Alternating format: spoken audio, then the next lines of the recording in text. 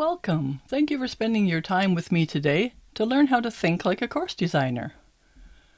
The course designer is responsible for planning the choreography of the dance between the working equitation horse and rider.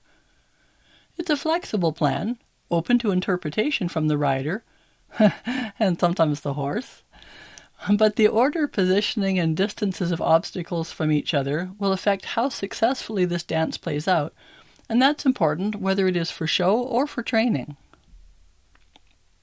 Thinking like a course designer is a valuable skill to develop, whether you want to be a course designer or you find yourself roped into setting up courses as a volunteer. If you're a rider, knowing what a course designer was thinking will help you plan the best strategy for your horse. So our format for today's workshop is to share with you my 5 best tips for course designers, my 5 best tips for riders, and my 5 best tips for show volunteers. Many of you will fill all of these roles, and even if you don't, the tips from each section will still be valuable to you. Following that, I would love to give you a short tour of my course design camp. But first, who the heck am I? I'm Trish Hyatt, international competitor, technical delegate, and judge, and I've spent my lifetime training horses and riders. I'm also a computer geek and design online programs to help spread the knowledge I've gained. I love to teach, and I'm passionate about helping people to understand and succeed at working equitation. But enough about me. We're here to learn. So let's start with, how can a course designer think like a course designer? As I sat down to think what 5 tips I could give to someone who has to design a working equitation course, the first thought I had was, read the rule book. It's amazing how many people don't, and there's a lot of useful information in there. Second, for each map you make, know what level you're designing it for and the requirements of that level. This seems obvious, but involves a lot more than you first think. Luckily, you have some good resources available in the rulebook for your country. You'll want to pay special attention to the obstacle chart found in your rulebook, which is similar to the following. It will summarize the minimum number of obstacles to include for a level, the gate between obstacles, as well as which obstacles can be included for each level and the gates allowed for them. If you're a rider, you may have already used this chart for your own level, but as a course designer, you'll need to be familiar with all the levels. There are also things you may not have picked up on as a rider, but need to think of as a course designer. You should plan to include a couple of longer lines and a couple of challenges. Some challenges include using transition markers, because a horse has to be more accurate, adjusting obstacle spacing for some tighter lines, bend or lead changes, and carrying the garrocha through extra obstacles.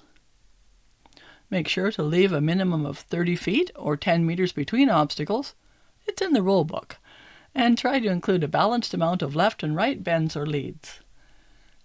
As a course designer, you need to know which things are more difficult and should be considered before including at the lower levels so the judge can do their job, but the horse and rider can also be successful. Like whether or not to use more than 5 poles in the slalom. 7 or 9 bend or lead changes might not be appropriate for all levels or early in the season when horses are less fit. Having single and double slaloms and figure 8 and drums in the same course, as 4 of the 10 obstacles in the lower levels basically all favor the same technical challenge of bends or arcs and leads, while reducing the opportunities for testing the other technical challenges of straightness, stopping, lateral movements, and rein-back. In addition, it could be an excessive amount of bending for a younger or less fit horse and lead to more resistance. If multiple bending obstacles are used, try and have another obstacle in between them to give the horse a break and the judge a variety of challenges to judge. And finally, though there are a good many other things I could add to this list, make sure you ask what obstacles are available, the size of the arena you're to fit them in. As you can see from these images from the course design camp, the available space, and therefore how a course rides, is affected by arena size. Each level specifies a minimum required number of obstacles, depending on the level, and I've included 10 in this example. That's the minimum number of obstacles for Intro to Novice B level. You can see why it would be helpful to know the arena size and rider levels that you'll be designing your course for. Even for the rider, knowing the arena size can help you determine how much space you have for your horse to maneuver. But how else can a rider think like a course designer? My first suggestion for you: read the rule book. I know, right? Have you ever sat down and tried to read a rule book? Unless you have a photographic memory, it will all become a blur, and you thought memorizing the course was hard. So which rules do you tend to remember? Well, as a rider, it's the ones that you DQ on. So let's start with the most critical parts of the rule book. In North America, Section 1.14 is General Grounds for Disqualifications and Elimination. Regarding obstacles, there are also Section 6.9 for ease of handling and 7.8 for speed. They include a list of which course errors can be corrected so you don't DQ as well. There are other mentions throughout the rulebook, and the best way to not miss them is to download the online copy and use Control F to bring up a search box and search for disqualifications. But the key ones for riders are in the sections I mentioned, so that is a good starting point. And of course, you'll want to print out a copy of that obstacle chart I mentioned for the course designers, so you know what gates are allowed for your level. Also print out a copy of the obstacle section of your rulebook, because that describes what the judge is looking for. It's Appendix B in North America. Highlight the parts that refer to your level. Don't worry, you'll be printing out a new one next year, as there's usually annual revisions, and if not, you can always use a different colored highlighter. If you're new to showing, or to this level, having this available when you look at your course map can answer some questions for you. When you get your course map, look for the challenges. They can be hard to see on the maps, as they're not usually to scale, so the best you can do is be aware of what they could be, and then when the course is set up, look for the lines and distances and write notes on your map. Where are the long lines that you have to watch your tempo on? Where are the shorter, more efficient, but technical lines that you could take for a potentially higher score? And where is the line that avoids that challenge if your horse is not going as well as expected? What gait choices do you have, and which ones work best for you and your horse? On your last ride before the course walk, even if you haven't gotten your map yet, check in with your horse. What is the smallest circle you can do well to the left, and what's the smallest to the right? The larger of the two will tell you what size circles you can expect to make when you're planning the lines that you're going to ride. The other test is how long does it take you to stop? You'll want to know this to plan your lines. When you're on the designated course walk, don't be afraid to talk to the judge. Walk the course at least twice.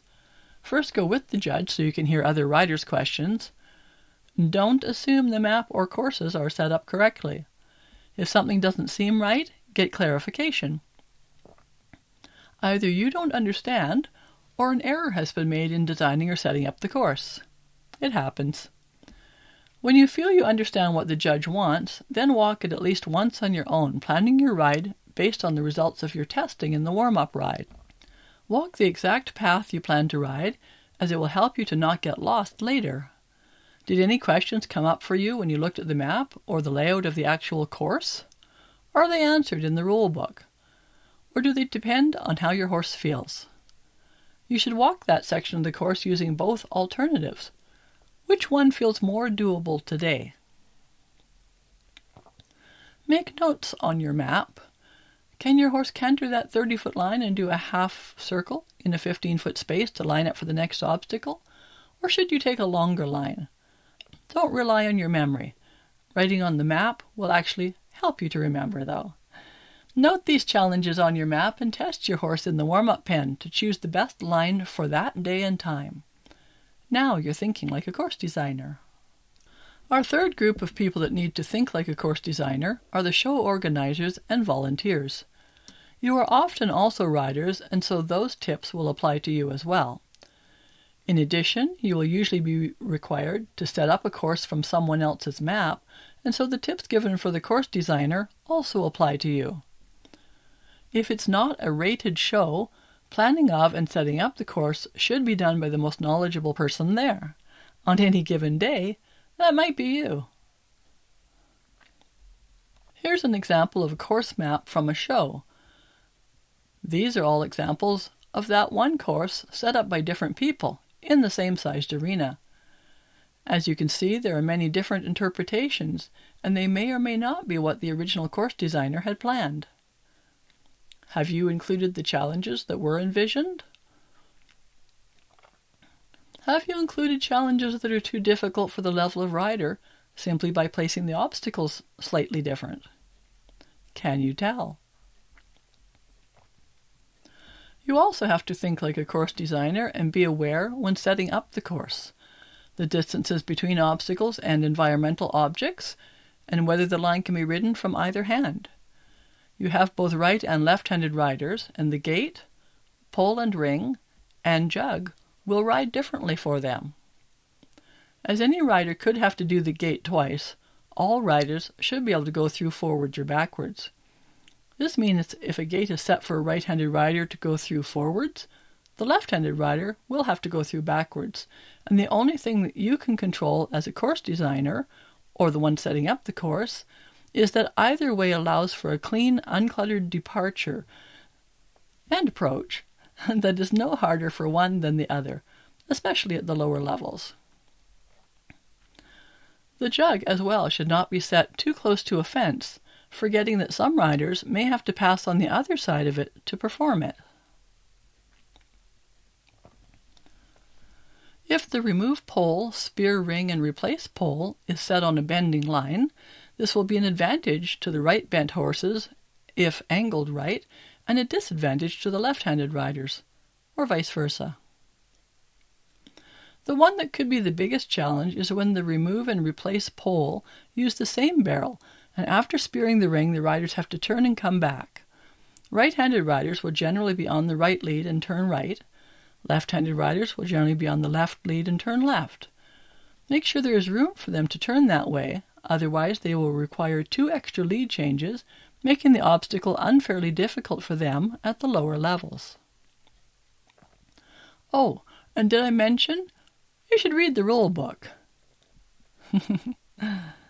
So whether you're wanting to be a course designer, have to set up courses for other people, or you ride courses, I hope you've noticed you have a lot in common. You all need to know what is required or allowed in a level. You need to understand what constitutes a challenge and when to include it. You need to know how to design or set up a fair playing field for the judging. And as a rider, make a plan, but also know what is fair to ask of your horse that day. And in case I forgot it, do I really need to say it? Please read the rule book. I'd like to give you a quick tour of the upcoming rider strategy and course design camps and show you how easy it is for you to learn to improve your course design and setup and your riding strategies quicker and easier than on your own. The rider strategy and course design camps are run together, so you'll benefit from each other's perspectives. All lessons will be available from day 1, so you can work at your own speed. The lessons are easy to access. The first section introduces you to our community, where you can post your feedback and homework related to a specific lesson and receive timely feedback. The second section is an introduction to the arena, obstacles, and course riding, and has short quizzes. So if you're brand new, this is a great starting place. If you're already experienced, past quiz results have indicated to me, yeah, this is a great starting place for you too. The first 2 mapping assignments for both groups involve drawing your line of travel, indicating your ride. It's interesting to see and discuss the different routes chosen on the same map, what works and what doesn't. You can join either the course design camp, where you'll create maps with different criteria to really get you thinking, or you can choose the less intense rider strategy camp, where you'll draw your lines of travel on different maps. All maps will receive feedback in the community to help clarify the rules. You'll begin to see your ride and where the challenges are. Throughout our time, the Rider Strategy Camp members will draw more rides and receive feedback to enable more strategic choices. Course Design Camp members will be introduced to a better way to create their maps that are more correct and easier to set up. Each of the maps created introduces a new challenge to get you really thinking about how horses navigate the courses and prepare you to modify maps if needed while still keeping the original intent. Christy Reich of El Campion Farms said, "Coming from the jumper and equitation world, I've often been disappointed in the courses in working equitation that we have shown on. Trish has pulled together information and technology in a way that makes it incredibly useful for show managers, trainers, riders, and judges. Using the gridded map system was a game changer. Setup went so much faster than last year. My helpers were able to set up without me micromanaging every step, and when I walked the arena, it was all pretty darn close." The methods taught of running through your ride on paper and working out different tracks are critical to gaining points in ease of handling and shaving time in speed. Thank you, Christy. All right, the next course design and rider strategy camps start May 15th. I haven't decided yet when I'll be offering this course again, so now would be a great time for you to jump in. You get to stay at home and gain a more thorough understanding of course design and rider strategy. Nothing else like this exists. If you complete all the exercises and participate in the community, by the end of the Rider Strategy Camp, you'll be able to choose lines of travel that are suitably challenging for your horse and level and know that you're following the rules. Lines of travel that will build your horse's confidence and advance their training, allowing them to score higher and perform better. If you choose Course Design Camp, you'll have all the same benefits as the Rider Strategy members, and you'll be able to confidently design appropriately challenging courses for different working equitation levels, whether for show or to advance your horse's training. You'll learn to redesign courses on the fly if the arena or obstacle are not what you were expecting, and you'll be able to set up a course from someone's map and make sure it has a good flow with planned, not accidental challenges. You can build on the knowledge you acquire today in the webinar, and you don't have to do it alone. If you've been wanting to learn more about designing or riding working equitation courses that allow for a comfortable progression of the horse and rider with a balance of suitable challenges, you'll want to sign up today